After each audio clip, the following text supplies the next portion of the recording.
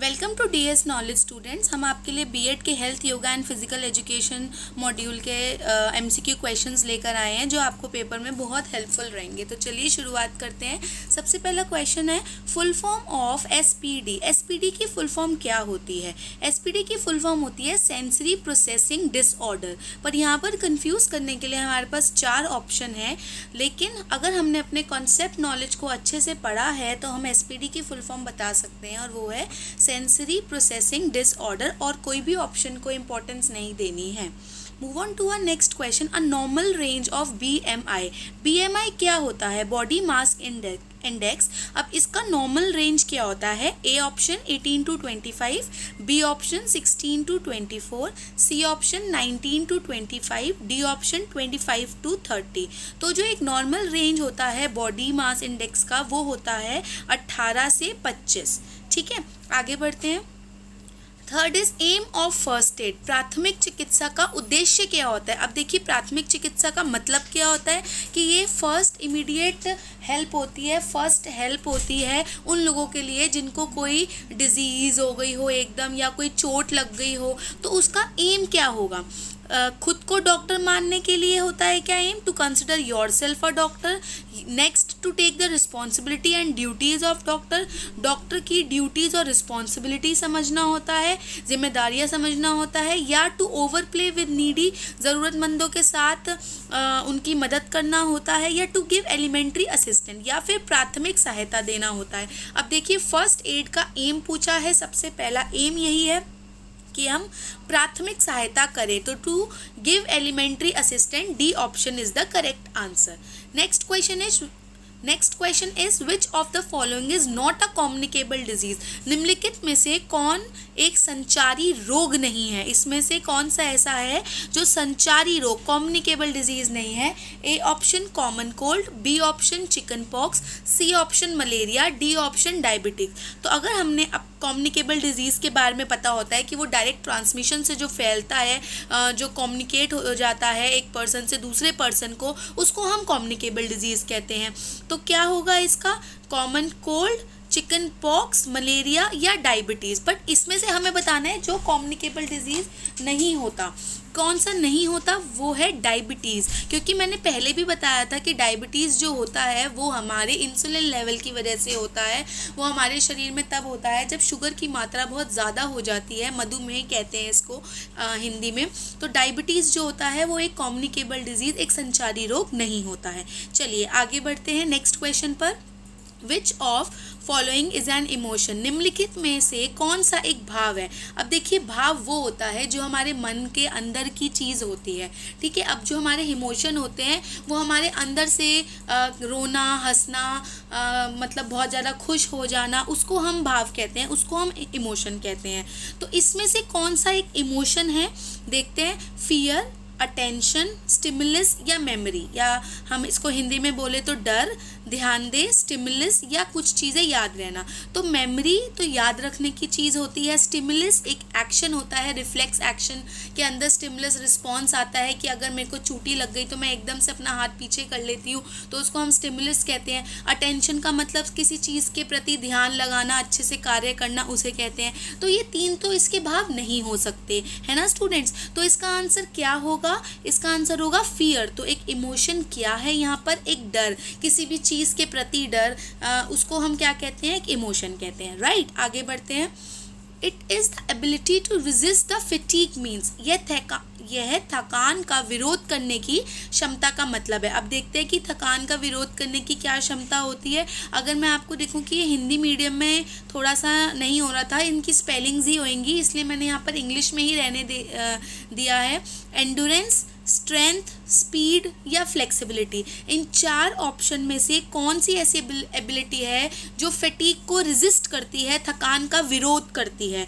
Right, तो इसका option है endurance. Endurance is the ability to resist the fatigue. Okay, next is When your spinal has a lateral curve is known as। जब हमारी रीढ़ की हड्डी जो होती है उसमें एक पार्श्वर वर्ग होता है तो हम उसको क्या कहते हैं? अब ये बहुत ही ऐसी टर्म्स आपके लिए दी गई हैं जैसे scoliosis, kyphosis, lordosis and flat foot, right. तो हमें इसमें से एक बताना है, जब हमारी जो रीढ़ की हड्डी होती है उसका पार्श्वर्स वर्क होता है, लेटरल कर्व होता है, तो क्या आंसर होगा इसका? Scoliosis. A part is the correct answer for this question. Okay, move on to our next question students. Education of children with special needs should be provided. अब देखिए, विशेष अवस्थाओं वाले जो बच्चे होते हैं उन्हें हमें शिक्षा प्रदान करनी है, तो हमें क्या चीज़ उन्हें प्रोवाइड करनी ही करनी चाहिए? ए ऑप्शन, हमें उनको नॉर्मल बच्चों के साथ, जो सामान्य बच्चे हैं उनके साथ ही रखना चाहिए, along with other normal children. A option है। बी ऑप्शन है, ऐसे मेथड्स डेवलप करने चाहिए जिससे स्पेशल चिल्ड्रंस के स्पेशल स्कूल हो सकें और वो अच्छे से अपनी नॉलेज को एनहांस कर सके, उनके लिए सिर्फ एक स्पेशल स्कूल होना चाहिए, या ऑल ऑफ द अबव। अगर हम बात करें तो जो नॉर्मल चिल्ड्रन हैं और स्पेशल नीड वाले बच्चे हैं उनमें ऐसी कोई समानता, ऐसी कोई असमानता नहीं होती जिसके कारण उन्हें अलग करा जाए, तो हमें उनको नॉर्मल चिल्ड्रन के साथ भी रखना चाहिए। तो education of children with special need should be provided along with other normal children. जो स्पेशल वाले बच्चे होते हैं उनको नॉर्मल बच्चों के साथ ही पढ़ाना चाहिए, वो सारी चीज़ें, वो सारी फैसिलिटीज़ प्रोवाइड करनी चाहिए जो दोनों तरीके के बच्चों को मिल सकते हैं, क्योंकि बच्चों में कोई फ़र्क नहीं होता, बस उनकी समझ में थोड़ा सा फ़र्क होता है और एक अध्यापिका का वो कर्तव्य बनता है कि उस फ़र्क को ठीक कर सके। तो एजुकेशन दोनों टाइप के बच्चों को ढंग से करवानी चाहिए और साथ में मिलके इक्वल करवानी चाहिए। Move on to our next question.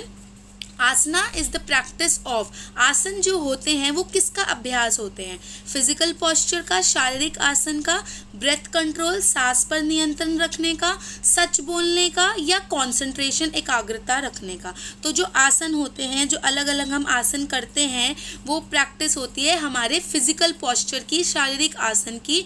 तो आसन किसका अभ्यास है? शारीरिक आसन का। A option is the correct answer for this particular question. Move on to our next question. Ecological imbalance caused by man or nature according to quality and quantity is। गुणवत्ता और मात्रा के अनुसार मनुष्य या प्रकृति के कारण जो पारिस्थितिक असंतुलन होता है उसका क्या एक कारण होता है? क्या वो कारण ग्लोबल वार्मिंग होता है, या संचारी रोग, कम्युनिकेबल डिजीज, प्रदूषण, पॉल्यूशन, या सारे के सारे? अब देखिए, इकोलॉजिकल जो इम्बैलेंस होता है उसके अनेक कारण होते हैं, पर इनमें से जो बिल्कुल करेक्ट आंसर है वो है हमारा प्रदूषण के कारण। जो प्रकृति में चेंजेस आते हैं, प्रॉब्लम्स आती हैं, the main cause is pollution, प्रदूषण। सो सही आंसर क्या है? C part. Move on to our next question. Full form of ADHD। ADHD एक ऐसा डिसऑर्डर है जो अटेंशन की वजह से होता है। तो अब इन 4 ऑप्शन में से हमें कन्फ्यूजन के लिए ऐसे ऑप्शंस दिए जाते हैं, हम अच्छे से एक बार पढ़ के देखेंगे और इसका सही उत्तर जानने की कोशिश करेंगे।